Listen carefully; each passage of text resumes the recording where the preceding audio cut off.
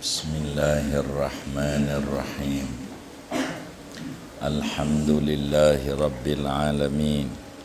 Wassalatu wassalamu ala sayyidina Muhammadin wa ala alihi wa sahbihi ajma'in. Allahumma inna nastahdika li arsyadi amrina wa zidna ilman yanfa'una. Qala al-imam al-muallif rahimahullahu ta'ala wa nafa'ana bihi wa bi barakati ulumi wa ghafara lahu wa li masyaikhihi wa li masyaikhina amin. Qala an-nadhimu, berkata oleh Tuan Nadhim yang membuat nazaman Syu'abul Iman, wal ba'si wal qadaril jalili wa jam'ina fi mahsyarin fihil khalaiqu tahsyamu. Wal ba'si, dan berimanlah kamu kepada adanya kebangkitan dari kubur.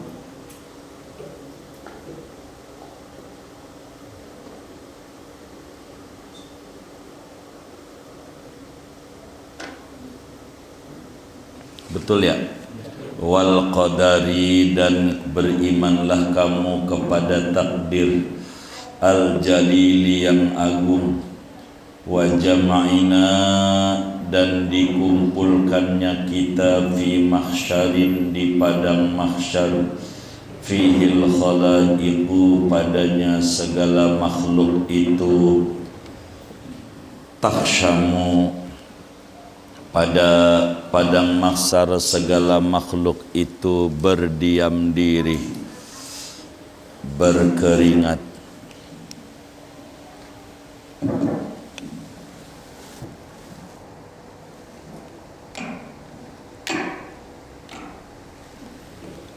Sampai telinga. Dzakaran nadhimu fi hadzal baiti thalatha syu'abin, menyebutkan oleh Tuan Nazim pada bait ini akan 3 cabang iman. Faqala ala nasaqi ma taqaddama, maka berkata oleh Tuan Nazim atas susunan apa yang telah terdahulu. Wa syu'batu sadisatu al-imanu, adapun cabang iman yang ke-6 yaitu beriman bi annallaha, dengan bahwa Allah subhanahu wa ta'ala yab'asul mauta, yaitu mengutus oleh Allah, membangkitkan oleh Allah al-mauta, akan orang-orang yang mati. Sawa'un kanu maqburina, sama saja mereka orang mati itu dikuburin, orangnya dikubur, au gharqa, atau tenggelam di lautan, au ghaira dzalik, atau selain yang demikian itu dicabik-cabik, dimakan macan. Wal mab'usu huwa ainu hadzal badan, adapun yang dibangkitkan dari kubur adalah hakikat ini badan. La misluha, bukan semisal ain ini badan. Ijma'an, dengan ijma' ulama. Qala Allah Ta'ala, berfirman oleh Allah Ta'ala, wa za'ama alladhina kafaru allan yub'asu, dan menyangka-nyangka orang-orang kafir bahwasanya tidak sekali-kali mereka dibangkitkan dari kubur. Qul, katakan olehmu wahai Nabi Muhammad, bala, bahkan, wa rabbi, demi Tuhanku, latub'atsunna, sungguh dibangkitkan kalian semua, sungguh akan dibangkitkan kalian semua dari kubur.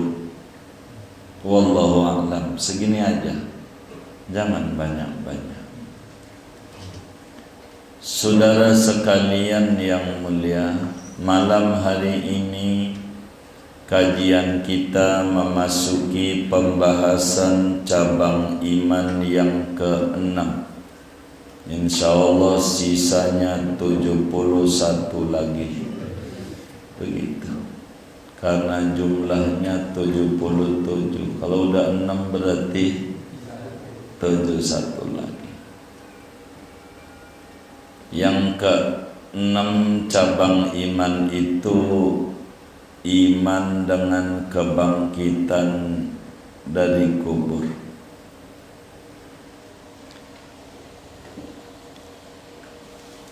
Apa maknanya? Seorang mukallaf, manusia yang umurnya 15 tahun ke atas, akalnya sehat, wajib yakin seyakin-yakinnya bahwasanya ba'ats, kebangkitan dari kubur itu benar adanya. Kita kudu beriman bahwa Allah Subhanahu wa ta'ala kelak akan membangkitkan kembali seluruh makhluk ciptaannya, dalam artian dihidupkan lagi sesuai dengan jasad yang asli kayak begini di dunia. Artinya yang dibalikin oleh Allah dari mulai dia lahir sampai wafat, yang bakal bisa hidup dia itu dibalikin. Tapi kalau rambut yang dipotong enggak, kalau dibalikin rambut sampean dari lahir sampai mati, udah panjangnya kayak nyiblorong, enggak dibalikin. Kuku sampean yang dipotong enggak dibalikin. Ini mah yang bakalan hidup. Dengan itu mata, segala macam kaki, anggota tubuh semuanya bakalan dibalikin oleh Allah Subhanahu wa ta'ala. Dikembalikan lagi ruhnya kepada badan kita. Badan ini ya bukan badan lain. Kalau badan lain yang dapat nikmat badan lain, yang maksiat badan ini, enggak bisa. Maka yang dibalikin itu roh kepada badan ini. Dan setelah dibalikin, manusia akan digiring menuju padang mahsyar untuk dimintai pertanggungjawaban, diputus oleh Allah Subhanahu wa ta'ala dalam peradilan paling adilnya peradilan. Yang salah diputus salah, yang benar diputus benar. Kebangkitan dari kubur ini, saudara, adalah cabang iman. Kita kudu percaya adanya kebangkitan dari kubur, dan ini bagian daripada keimanan terhadap adanya hari kiamat atau hari kemudian. Dan ini adalah juz aqidah. Iman kepada kebangkitan dari kubur adalah bagian aqidah Islam, yang mana iman tidak akan diterima bila mana orang itu tidak percaya adanya kebangkitan dari kubur. Kalimat kubur ini kalimat ghalib. Umumnya orang mati dikubur. Mau orang itu dikubur, mau orang itu dimakan hiu, mau orang itu dibakar matinya, pasti bakal ngalami namanya ba'as, kebangkitan daripada kubur. Jadi kubur adalah kalimat umum. Begitu, bukan kalimat catatan. Berarti kalau yang dibakar mau kagak bakalan enggak, bukan itu. Kebangkitan dari kubur itu, saudara, terjadi sesudah tiupan sangkakala yang kedua. Tiupan sangkakala yang kedua. Oleh karenanya, kita kudu fahami bahwa manusia bila mana telah mati, semuanya bakalan hancur. Kalau mati, kulitnya, dagingnya, tulangnya, apanya aja, semuanya bakalan hancur. Sampai rambut-rambutnya hancur semuanya. Dan rambut terakhir daripada yang ada di tubuh manusia yang mati, terakhir hancurnya. Kecuali yang gak hancur hanya tulang ekor. Ajabuz zanab, itu enggak bakalan hancur. Sebab itu adalah black box, ibarat pesawat. Di situ riwayat orang, bukan tinggian black box dibanding tulang ekor, bukan, biar mudah doang. Itu adalah database orang, soft copy itu orang, film orang, itu ada riwayatnya, ada di situ. Itu mangga bakalan hancur, kata Nabi Muhammad sallallahu alaihi wasallam. Imam Bukhari di dalam Sahih Bukhari meriwayatkan hadis. Demikian pula Imam Muslim di dalam Sahih Muslim meriwayatkan hadis daripada Sayyidi Abu Hurairah radhiyallahu ta'ala an, di mana Nabi kita Muhammad sallallahu alaihi wasallam bersabda, walaysa syai'un minal insani illa sayubla illa azman wahidan wa huwa ajabud dhanab wa minhu yurakkabul khalqu yaumal qiyamah. Kata Nabi, tidaklah apapun daripada anggota tubuh manusia melainkan semuanya bakalan hancur lebur kalau mati, kecuali satu doang, tulang ekor. Itu mah enggak hancur sampai nanti Allah takdirkan dan tetapkan abadi. Sebab dari situ akan tersusun kembali makhluk-makhluknya, manusia diantaranya pada hari kiamat. Dari mana dalilnya bahwa kebangkitan dari kubur benar adanya?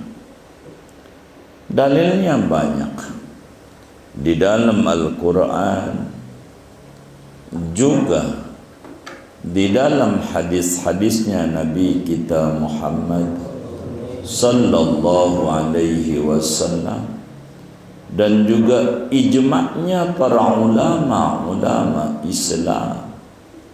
Semua menyatakan adanya ba'as, kebangkitan dari kubur, hari kebangkitan. Di dalam surat Yasin begitu banyak ayat-ayat yang menerangkan tentang kebangkitan ini.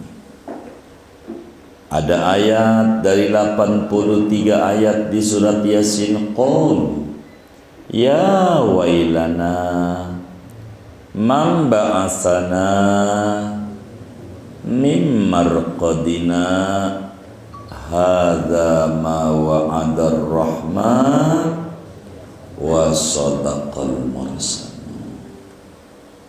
Mereka berkata, man ba'asana, siapa yang bangkitin kita, min marqadina, dari kuburan kita.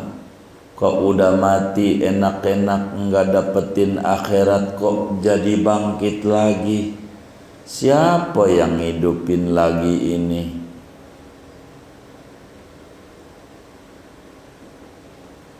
Hadza ma wa'adar rahman. Malaikat jawab, ini yang Tuhan janjikan, bahwa dunia sementara. Tidak boleh dianggap ujian itu abadi, senang itu abadi, semuanya sementara. Ini negeri keabadian. Wa sadaqal mursalun, Rasul itu benar semuanya, menyampaikan adanya ba'as-baskan para alim ulama, termasuk daripada kitab kita menerangkan tentang iman bil ba'as, iman adanya hari kebangkitan dari kubur. Orang kafir bertanya lagi dalam surat Yasin, man yuhyil idhama wahya ramim. Emang ada yang ngidupin lagi tulang model begini, yang hancur begini jadi orang lagi? Bisa. Qul yuhyiha alladhi ansha'aha awwala marrah. Dulu waktu nyiptain ente yang enggak ada contohnya, Udin mukanya kayak begini, Mamat kayak begini, Cucok kayak begini, sidik jarinya begini, enggak ada contohnya bisa. Apalagi ini udah ada black box, apalagi ini udah ada soft copy, apalagi ini udah filmnya, tinggal masukin doang, just keluar lagi kayak begini semuanya. Enggak bakalan ketukar. Kali aja di akhirat saya ketukar sama yang di samping saya yang paling rajin. Kagak begitu, enggak ada yang ketukar semuanya. Kali gua bengal aja dah, malaikat jadi gemes, jadi kelewatan, neraka jadi surga, ngimpi begitu. Mana ada, enggak bisa. Akhirat ya akhirat, enggak bisa. Kebangkitan dari kubur ada. Dalam surat At-Taghabun ayat 7 kata Syekh Nawawi, za'amal ladina kafaru allai yub'asu qul bala wa rabbi latub'asunna. Mereka punya pikiran kalau udah mati bas, mati begitu aja. Senang ya di dunia, sengsara ya di dunia, di kubur cuman istirahat, enggak bakalan balik lagi. Bahkan qul, sampaikan olehmu wahai Nabi Muhammad, enggak begitu. Wa rabbi latub'asunna, bakal dibangkitin dari kubur semuanya. Kalau cuman hidup sekedar begini, Tuhan mencipta hidup sama mati, enggak ada faedahnya. Kalau enggak ada yang mengalir, sudah begitu. Buat apa ngaji? Perintah Allah, larangan Allah enggak ada gunanya. Kalau habis mati enggak ada kebangkitan dari kubur. Ayat yang lain Allah berfirman, summa innakum ba'da dzalika lamayitun, summa innakum yaumal qiyamati tub'atsu. Anda sesudah itu bakalan mati. Mau nulis kayak apa banyaknya tulisan, ujungnya titik. Orang nulis boleh tanya sama guru-guru bahasa Indonesia, ujung tulisan itu mau banyak kayak apa, mau dikit ujungnya titik. Begitulah hidup, mau panjangnya kayak apa umur seseorang, maukah dia pendek ujungnya titik, ujungnya mati, bukan titik, ujungnya mati, ujung mati, gitu, mati. Orang banyak berpikir bagaimana cara hidup enak tanpa dia memikirkan bagaimana caranya supaya mati pun juga enak. Inilah keimanan kepada kebangkitan dari kubur. Bagaimana proses kebangkitan itu? Dalam hadis-hadis yang sahih, setelah manusia pada mati semuanya, ditiup sangkakala itu oleh malaikat Israfil, matilah semuanya. Enggak ada yang enggak mati kecuali 4 malaikat, Jibril, Mikail, Israfil, Azrail. Ditiup sangkakala, maka air laut tumpah ke daratan. Orang-orang yang di pantai, termasuk yang di Tanjung Priuk, pantai itu pada lari-lari ngejar-ngejar gunung supaya tidak terkena dampak tsunami yang besarnya luar biasa. Begitu besarnya. Kalaulah kayak kemarin kasus di Aceh tsunami, itu cuman baru batuk doang, belum tsunami beneran, belum, ntar benerannya. Orang pada lari ke gunung dalam pikirannya, kali aja di gunung air kagak naik jadi selam. Dia nggak tahu yang di gunung lagi puyeng karena gunungnya meletus, batu pada tumpah keluar seluruhnya. Maka yang di gunung pada nyari pantai karena pantai jauh dengan gunung. Orang hiruk pikuk mati semuanya. Ditanya malaikat maut, ada berapa makhlukku yang hidup? 4. Jibril, Mikail, Israfil. Kok 3? Sama saya ya Rabb. 4. Matiin tuh Mikail, mati.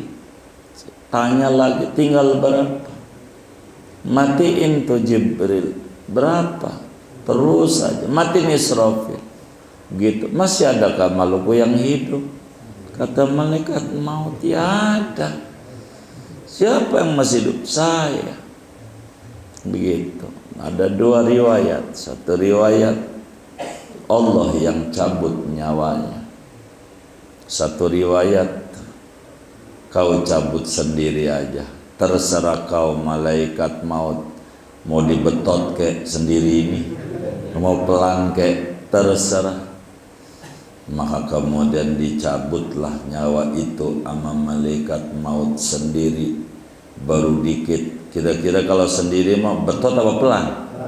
Pelan diri. Maka itu mau juga begitu.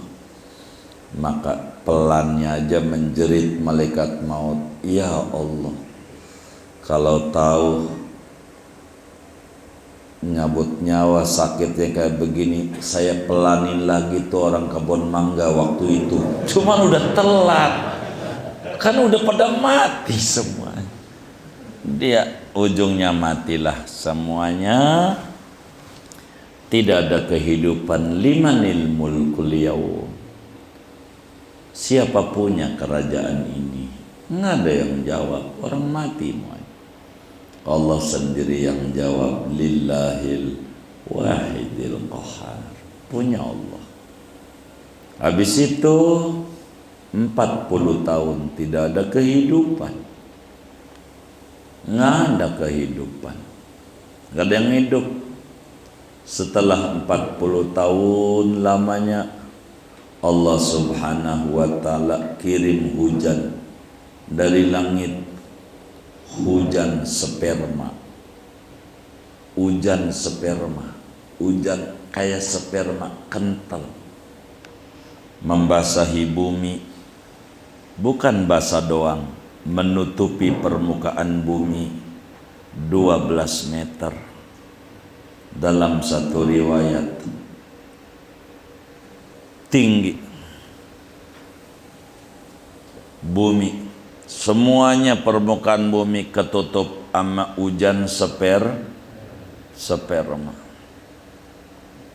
hujan sperma. Lalu kemudian malaikat dihidupin, maut dulu, Jibril, Mikail, Israfil, tiup sangkakala, suruh tiup, orang pada bangkit dari kuburnya, dari tulang ekor, jadi kayak begini lagi. Si Mamat mukanya begono, si Udin kayak begitu, Ucok kayak begitu, Uda kayak begitu, semuanya sebagaimana dulu waktu hidupnya kayak begini. Dalam keadaan kulub, nyeker, telanjang. Gimana dia lahir? Kayak begitulah hidup semua orang dari kubur, kecuali orang-orang pilihan Allah. Dan mula-mula yang hidup, yang bangkit dari kubur adalah Nabi kita Muhammad sallallahu alaihi wasallam. Dalam hadis yang sahih diriwayatkan oleh Imam Muslim, dalam Sahih Muslimnya dari Sayyidina Abu Hurairah radhiyallahu an, kata Nabi, ana awwalu man tanshaqqu anhul ardu, akulah mula-mula orang yang bumi belah, bangkit dari kubur duluan Nabi Muhammad sallallahu alaihi wasallam. Nabi, maka karena Nabi bangkit duluan, makhluk yang pertama kali dicipta adalah Nabi Muhammad. Kama bada'na awwala khalqin nu'idu, sebagaimana kami mulai awal penciptaan kami balikin. Ketika yang dibalikin bangkit dari kubur mula-mula Nabi Muhammad, itu berarti makhluk yang mula-mula dicipta adalah Nabi Muhammad sallallahu alaihi wa alihi wasallam. Bagaimana taunya Jibril, Mikail, Israfil azal kuburan Nabi? Orang buminya rata, udah nggak ketemu mana Ka'bah, mana Mekah, mana Bayoran, udah nggak ada.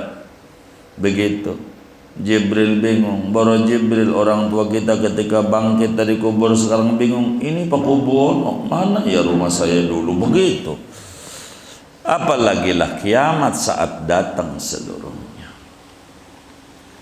Maka bangkitlah orang dari kubur. Pertama Nabi, kedua para sahabat-sahabat kaum muslimin yang kuburannya di Baqi'.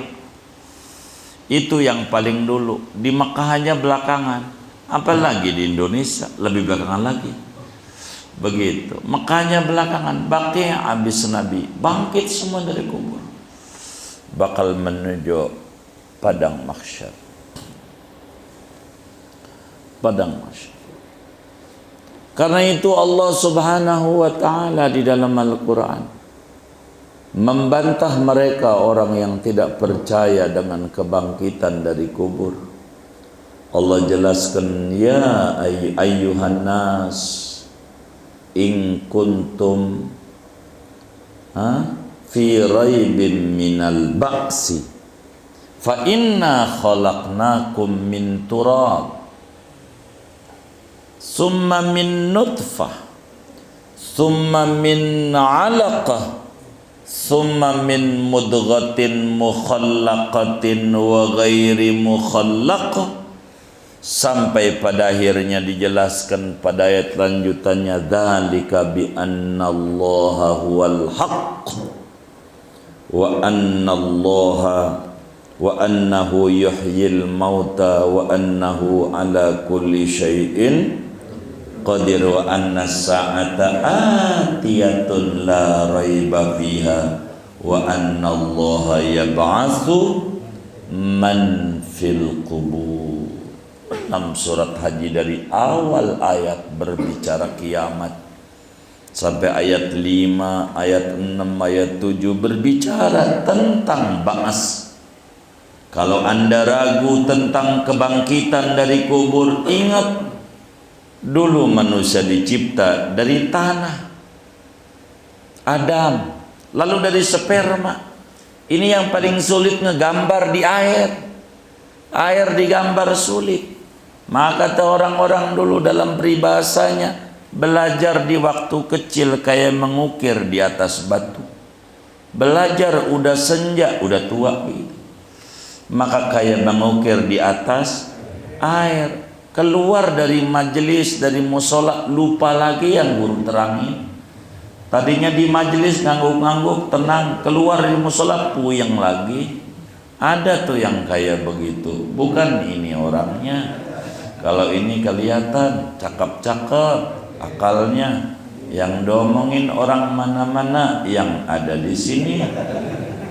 Ini yang jadi masalah. Saudara, air digambar jadi manusia sulit. Air ini bisa Allah. Kita jadinya dari sperma. Yang kayak begitu bisa, apalagi timbang bangkitin lagi. Qul yuhyihalladzi ansyawal mar. Udah ada filmnya. Si Udin sidik jarinya begini udah gampang. Mamat kayak begini gampang. Ucok kayak begini gampang. Gampang, semuanya gampang-gampang. Begitu. Semuanya. Dzalika bi annallahu wal haq. Karena Allah adalah Tuhan yang hak. Wa annahu yuhyil mauta. Allah menghidupkan kembali mereka yang mati-mati. Hidup. Dan Allah Maha Kuasa atas segalanya.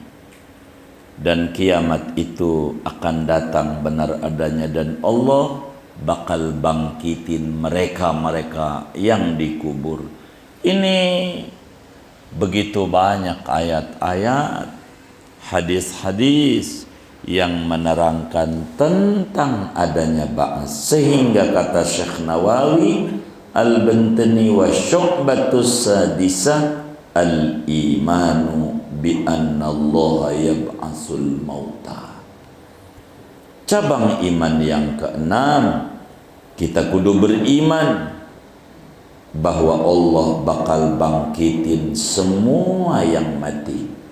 Yang dibangkitin ini bukan manusia doang, semua makhluk akan dibangkitin oleh Allah Subhanahu wa ta'ala. Semua makhluk, ia manusia, ia ayam, ia jago, ia apalagi namanya dah, ia mukmin, ia orang kafir, ia orang munafik, ia orang maksiat, semuanya. Baik yang mati itu sawa'un kanu makburin.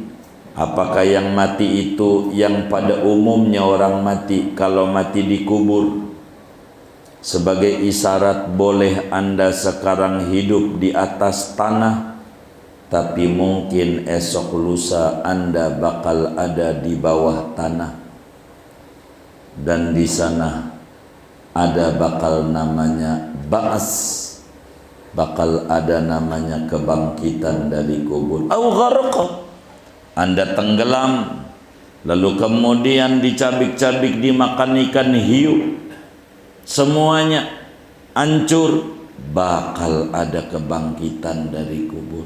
Au ghaira dzalik, dihancurin, ngaben, dibakar sampai jadi abu. Allah bisa ngabalikin semua itu. Bisa semua.